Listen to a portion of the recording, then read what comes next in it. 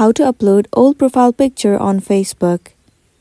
It's pretty simple and a quick process, so without any further delay, let's jump right into the video.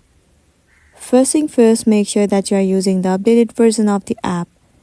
Once done, move into your application Facebook. Make sure you are logged in into your specific account. Once logged in, simply move into your profile at the bottom right corner of the screen. Once you're inside the profile, click on this camera icon right beside your profile picture.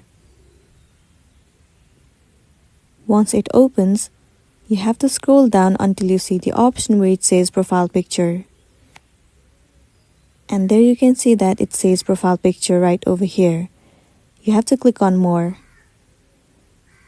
All the profile pictures that you have uploaded before will be available to you. From here you can select any one of it. For now, let me select this one. From here now you can restyle it, edit it, and frame it as well. And once you click on save, your profile picture will be updated with the old one, and then you'll be good to go. So that's the end of the video. If this video helped you, give it a like and check out our next tutorial. Thank you.